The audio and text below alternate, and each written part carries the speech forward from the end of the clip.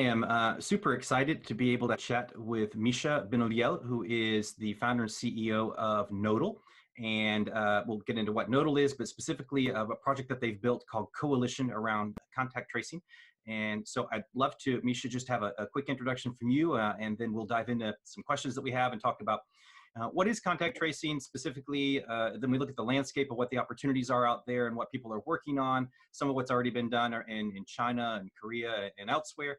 And then we will look at what Coalition is doing specifically different than that, maybe some important news from you guys, talk about a few other things, but we'll just have a little tour through the land of contact tracing and benefit from all the experience over the past quite a few years that you've been doing very similar things. Micha, great. Well, thank you, Etienne, for inviting me today. So when we started, I would say, this period of confinement with the team at Nodle, so we went all to work at home from home, like it was a bit more than a month ago now. And at that time, we saw some initiatives in contact tracing by companies, like by government like Singapore with their app called TraceTogether. And we quickly realized that we were probably one of the few teams in the world who could make it right when it comes to contact tracing. And the whole team has been amazing. We all took the decision to work pro bono. So basically to ship a contact tracing app that would put privacy first and protects people's privacy while doing the job of a contact tracing app, which is basically to try to alert you if you have been in contact with COVID-19. So we worked night and day for the last 3 weeks, and we were able to push to the market now. It was almost a week ago, an application which is called Coalition. And we are moving all this code and this app into a nonprofit, which basically purpose is to improve public health and basically make this app and this code available to everyone and to the largest. We think we've been pretty well at shipping this super fast. Our protocol was out there before the Apple and Google announcement, like almost 2 weeks before their announcement, and we actually implemented it. We not only announced something, but we implemented it. It's working. And so we're super excited to have brought that to the market, and at the same time, super exhausted. I can imagine that's a pretty quick turnaround. And some of the keywords there that I think are really important are the privacy by design idea. And as we look into some of what's already been done and the other options that are out there, privacy by design and the decentralization ideas is what really sets your project apart. Maybe just a little background on what Nodle has been doing, and then before that, what you did with Firechat, and why that really gives you, a decade of experience in kind of decentralized communication and helping people connect in that way. Sure. So before to build Vision, my team and we built other products in the field of connectivity and decentralization.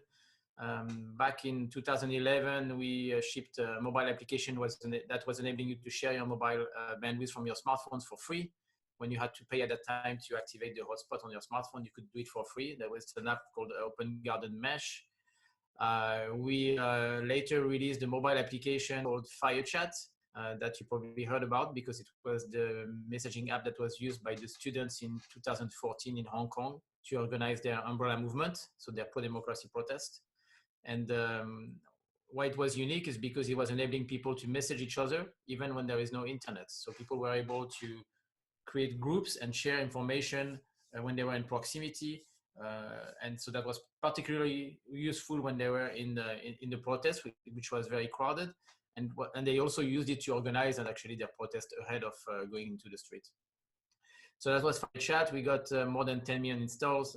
It was a pretty popular app. And more recently, my team and we built still a decentralized network where we leverage smartphones to build connectivity for connecting. That's Nodle. It's an IoT network. And so when this idea of contact tracing started to pop up, like I mentioned earlier, we said, oh, wow, we're positioned to make this happen, but we want to make it in a way that's privacy by design. And since we know, and we have a lot of experience on mobile applications of mobile that use the wireless interface on the phone, we knew we could have some edge at making sure that the process keep on running when your phone is locked, for example. And then the communication between devices is also can be sometimes very tricky. especially when it comes to making an Android phone communicating with an iPhone. Experience in that field. So we really thought that was the right thing to do. First, because we know that contact tracing is needed. What's pretty interesting is when you look at studies like there was a study from Harvard that mentions that if we want to do an efficient job at testing people, in the US, you million tests a day to be able to actually have make it efficient. And if you use contact tracing apps, this number could be going down to 5 to 10 million tests a day. So that shows how contact tracing is very complementary with testing. And since we all want to be back at work and all want to be back to, I would say normal into quote, because I think our life will never be normal like they used to be before. And this is changing and evolving. But at least contact tracing can be a way to protect yourself and enable to be alert faster in case you have been in contact with the virus. So some of the sovereign situations solutions that were put into place, like in China, with Korea, Singapore, Israel, and others, these have all been centralized approaches that, for example, in Korea, it wasn't an app necessarily. It was GPS phone tracking and looking at credit card records, surveillance video, and other things. China was, lots of temperature testing at pretty much every exit and entrance to a building, and then that tied into the app, tied into the facial recognition and all these different things. Singapore has a TraceTogether app, which was pretty much standard tracing, but in a centralized way. Israel has their Shield app, which does a very similar thing. What are your thoughts on what's already been done, the official, kind of the fact that it worked or not, but in the context of it working or not, it was centralized, and then we'll start to pick at why that matters and why it's important that we try and have more of a privacy by design approach as we move forward to talking more about coalition. But I'm very interested in what your thoughts are on what's been done in some of the places that have done a fairly good job of keeping infections flat, or at least responding and getting ahead of this. So I think when you look at people who did well, nations that did well in this crisis, they were probably very early at testing and actually isolating the cases. So that's I think it has been the rule, I think, for all pandemics, and it's something that needs to be done. And so act fast and be able to isolate the cases. When it comes to the different techniques with technology, if you look at countries like China or Israel, they use GPS. They use cell phone tower data and sometimes also GPS data. So that can work in some cases, but not all the time. That's why a solution that's using Bluetooth is very important, because if we want to be all back at traveling again, so basically taking planes or going in the subway. So in these places, you don't have necessarily cell tower connectivity. You don't have GPS is not working. So you still need a way to basically record interactions between people. And Bluetooth does that very well. With Bluetooth, you can be very accurate at knowing if you have been in short distance with someone, like up to 6 feet, actually 2 meters. And the cell phone are able to know that with a lot of accuracy.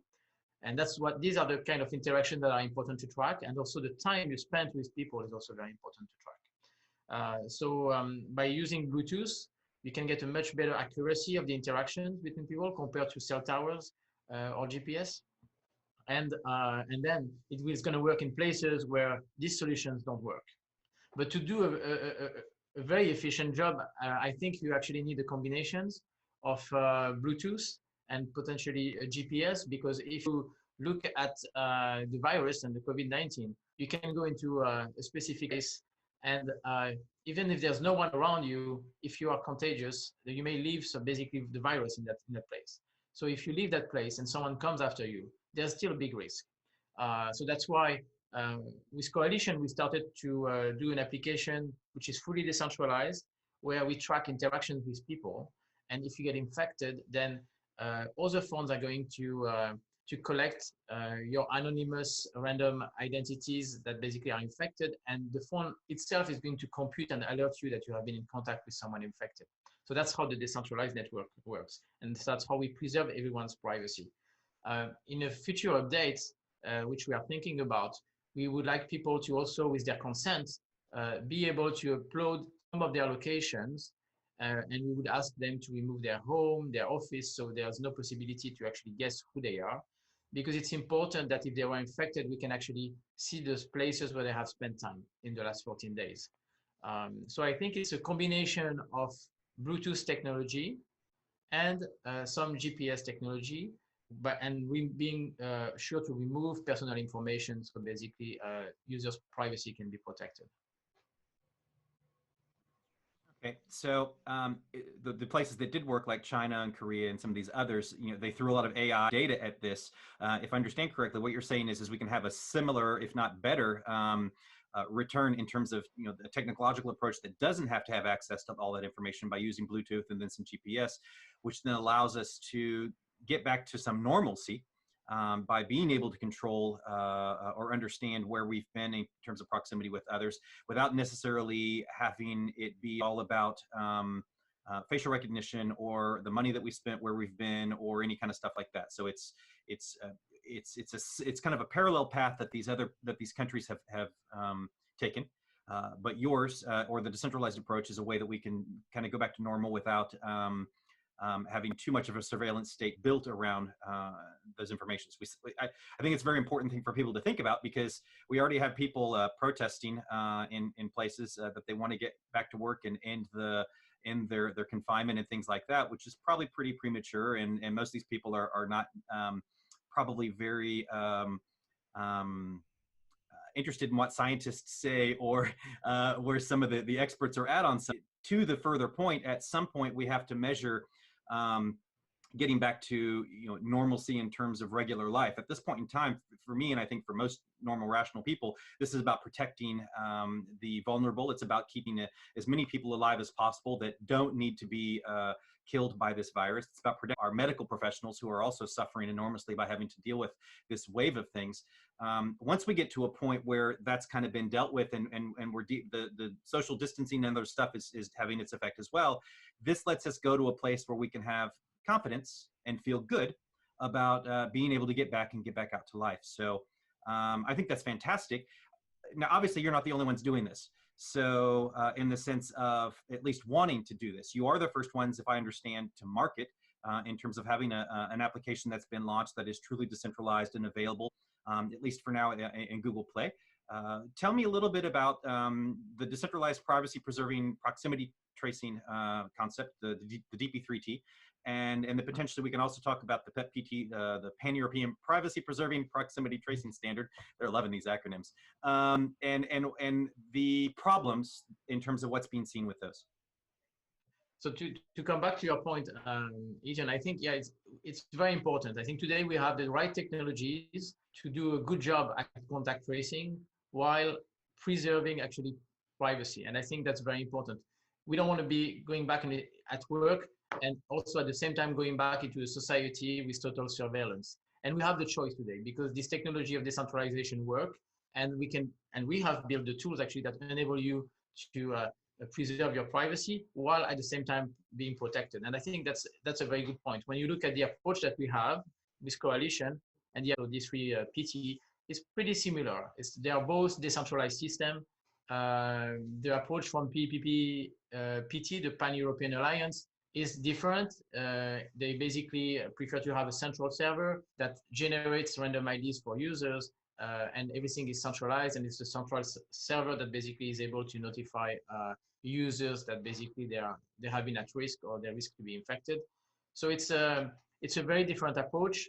I think it raises some concern because there's a central server. That means that if it's malicious or very curious, it could potentially build the social graph there. But I don't think we also should look at it, especially for, I mean, liberal democracy necessarily has a bad thing, because I mean the governments have other ways to be this social graph if they wanted to. So we have to put that into balance and ask ourselves, maybe they also want to do that because they have pressure from epidemiologists who want to use that data to actually have more. So I think there is no one solution that basically can overcome all the objections and all the needs that for fighting this COVID-19. I think the right choice will be something that balances privacy and I think put the user in control, which is the case with decentralized solutions. But if you want to do an efficient job, there will still be a collaboration between people, basically, when they want to give up health information to help actually epidemiologists do a good job at understanding how the virus is behaving. When you look at other initiatives, I think the Google and Apple move is interesting. It's actually going into the same approach as a coalition, where it suggests that basically these ideas should be locally on the smartphone in a decentralized manner. Now it also raises some concern, because when it comes from big companies like Google and Apple, who have already so much data about you, then it can be also questionable. So yeah, so that's, I think, is the situation now, and I think we should leave people the choice. I also think that there's no reason to be better protected why you shouldn't want to use it, especially if it's not spying on you and not giving up any of your private information. That's my take. And now have a smartphone, I think it's going to become a companion, and we have to look at that in the long term. If you can go to work, be in your commute, and be better protected against this virus, I think it's a good thing to have. And I look at contact tracing also as something that's going to evolve. We're going to need more than just contact tracing. And if you want to have an efficient thing with the virus, we may want to actually deliver digital certificates to people who have become immune to the virus. And that's very important for what's going to come next. So the contact tracing is, as it is now, is just the beginning. I think it's an application that will have to evolve and include new in the future. I do want to come back to the immunity passport question a little bit later, just to have some follow-up thoughts on that. Two quick points that just to bounce on that you said.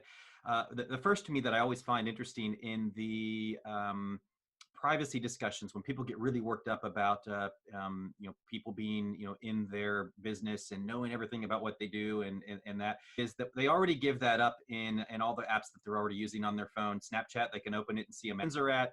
If they open up the location data on their phone, they can see a complete map of everywhere they've been and what they do.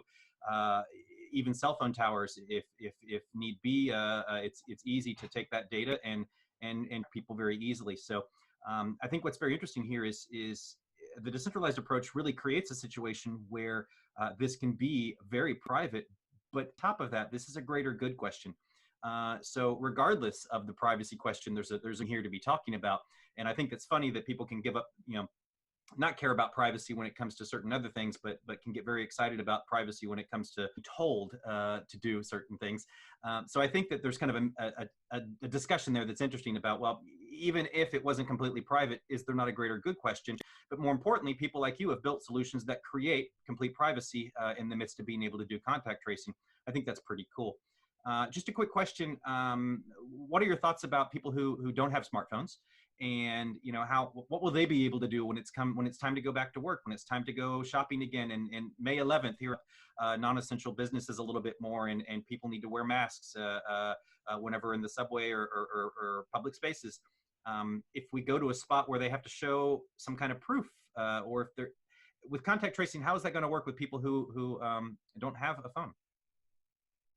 Well, that's a very good question, and I think it raises a lot of more question, actually, because for when you go outside of countries like Europe or the US, you don't have that many smartphones. So what we do at Coalition now is we look at the other complementary solution, like potentially smart wristband, who could do the work, or also to adapt Coalition to other operating are on low-end phones, like iOS, for example. And because, yes, you're right.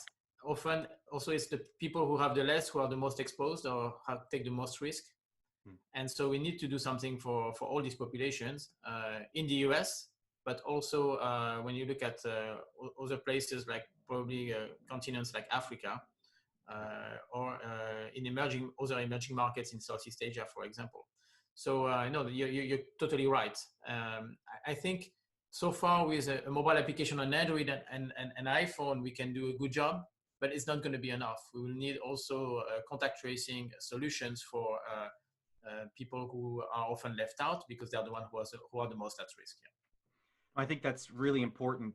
When we look at mobile phone penetration in Southeast Asia, India, Africa, South America, Central America, it's actually super high mobile phone penetration, and they do tons of their daily stuff on their mobile phones, but they're not necessarily smartphones. This is one of the, Facebook has many more people using a more dumbed down version of Facebook on those phones than they do actually people like us using smartphones or the website. And whether it's because the phones themselves are older or not necessarily smartphones, but also because bandwidth or a lot of mobile network that enables them to do heavier applications. And so that in that sense, we see a ton of e-commerce and financial stuff going on in these spaces for the unbanked and for other things. People have found lots of ways to work with that. The phones are there, but they're not necessarily. So how do we handle that? And I think that's going to be really important, in the US and Canada, in Western Europe, Central Eastern Europe, as this gets dealt with. Smartphones, everybody's got them, but the reality is there is a coming wave that is going to decimate Central and South America, potentially India, definitely African subcontinent. This is very frightening about where that's going to go. Your solution could be really valuable in that, but there has to be ways to potentially make that. Just to kind of move on from that, I think it's interesting to have perspective on all these other things, but I'd really love to hear just a little bit more detail about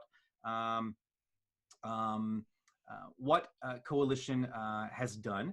We talked about it a little bit before, but if there's anything that you want to complete on the picture for people that are watching that want a little bit more technical idea of how does my phone know me? How does it communicate around me? How does that stay randomized and anonymous? And then how does that system work when somebody signals that they have tested positive to alert everyone without it there? You hit on it earlier, but maybe a slightly more technical approach for the people that want that.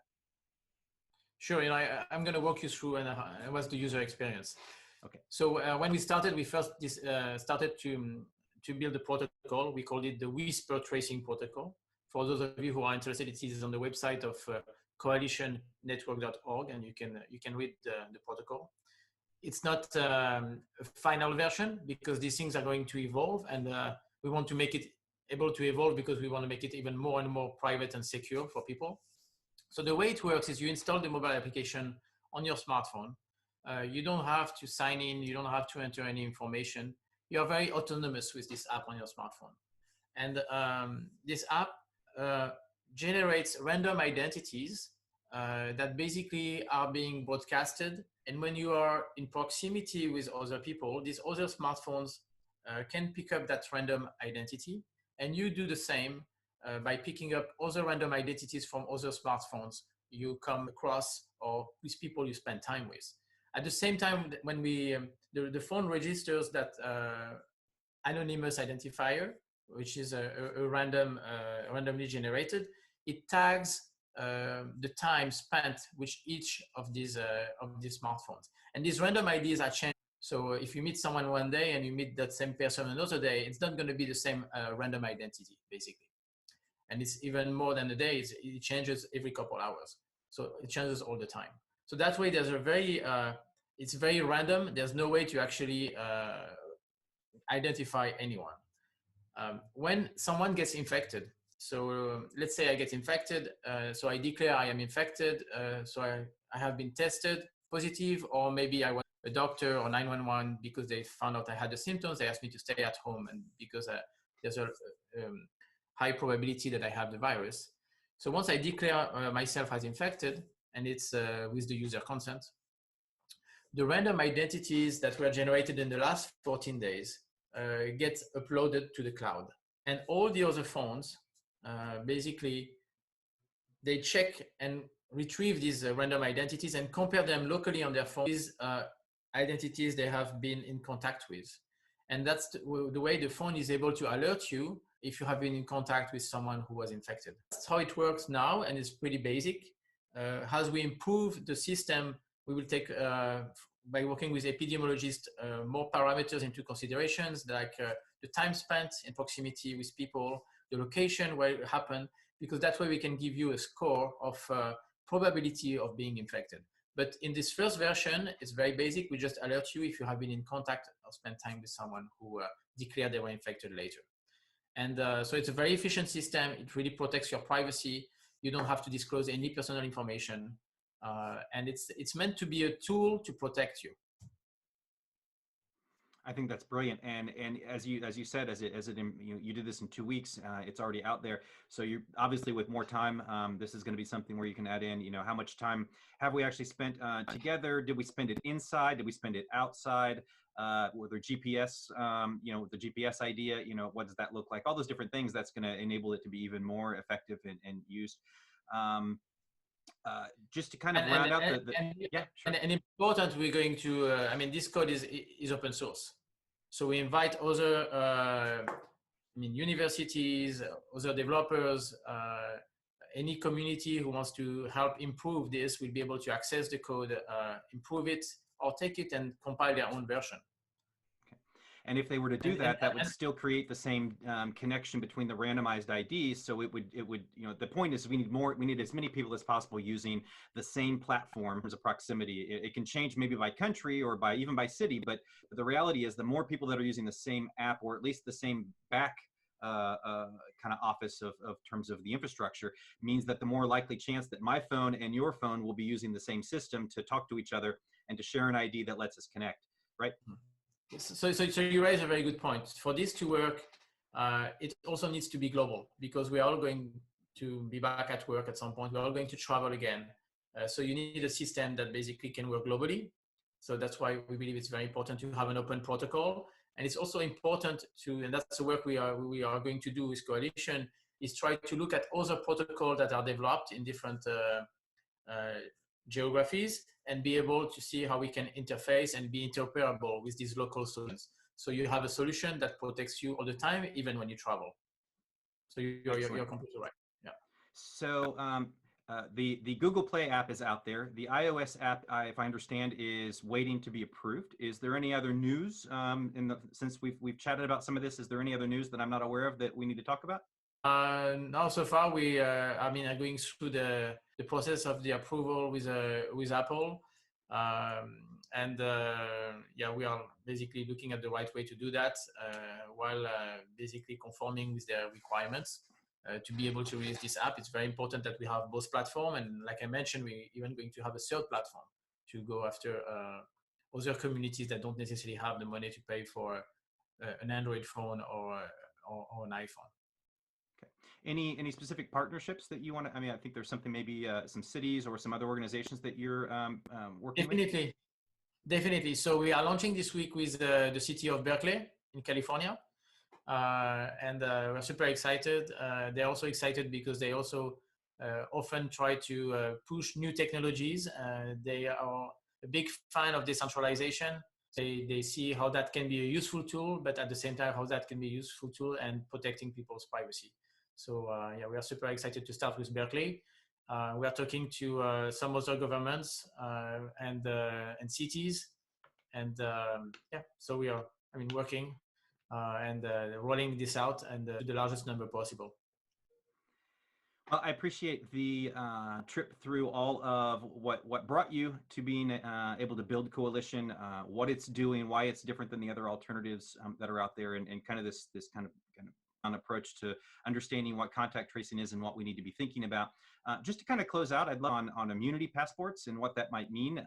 Concept basically just being once we do want to be able to go back to the office or get on a plane or go to a larger event like a conference or a sporting event or something like that, we're going to need to, the kind of next step is potentially, if we can trust that almost everybody in that place has been recently tested negative, has had it, and the scientists have finally told us that antibodies protect us from getting it again, which is an unknown point at this point. And or if there is a vaccine that is, once that's actually available and people have been vaccinated, all those kind of things combined into a solution where you can show a QR code or some kind of a digital certificate that says, okay, you can trust me to a fairly high degree, then I cannot infect you and you cannot infect me. And that allows a lot of things to go back to normal. What are your thoughts about post-COVID and immunity passports? It's a great question, and I think it's going to be a necessary thing because if it's proven that we can build herd immunity, we will have a way to do the same time still preserve people's privacy. So digital certificates can work very well for that. So the main idea is if you get tested by a doctor, or if it's proven that you have been immune to the virus, then you would receive through a QR code or a text, basically a suite of characters that basically is an encrypted certificate that you can add to your digital passport, which could be within the contact tracing app. Actually, it would make a lot of sense that the digital passport or certificates basically be recorded in there. And that way you can use that when you enter into any public place or join an event to actually prove that you are immune to the virus. Yeah, it's very important, especially because I think if you fight today COVID-19, it's possible that this kind of pandemics are going to be, unfortunately, arising more often. And so it's something that we'll have to enter into people's habit if we want to make sure we don't contaminate others, and that if we want to make sure we can also be very effective in chasing a virus and protect everyone. I think that's an excellent point to close on, which is this idea that there may be a second or third or other waves, which as there generally almost always are with pandemics. But also more importantly, this isn't going to be the last one. If this has anything to do with nature's destabilization and permafrost receding and all kinds of different things that are out there in science and different things, there's the potential that we will have other problems that are similar to this. We need to build the technology stacks now that allow us to more quickly go after those, because if we could have rolled out coalition in January in the US, the curve would look dramatically different than coming up behind the scenes now and kind of trying to do what we're doing. So those kind of things I think are really, it's also very important to not just be looking about addressing this current situation, but looking forward and kind of building an arsenal of solutions and tools to throw at the next thing. Micha, it was really lovely to get to chat with you a little bit. I applaud your ability to build something like this in 2 weeks and get it pushed out there and make it available, and the hard work that you guys have been doing on this. I look forward to hearing more good news and how this helps us really tackle this pandemic. Thanks again. Well, Ethan, thank you so much for giving us the opportunity to talk about Coalition today. Welcome to come back anytime to tell you the follow-on story and the evolution of the app and the new features. And yeah, I think decentralization is really a key thing. And what's important that everyone understands is we have the technologies to actually preserve people's privacy today while being effective at chasing the virus. And so if we don't want to enter into total surveillance situation, I think it's time to actually stand up and pick up and choose solutions that involve decentralization. Very important also for potentially other kind of services or situations we will have to face in the coming years. So it's out there. Just use it. Yeah, oh, I think it's excellent. Thanks again for this.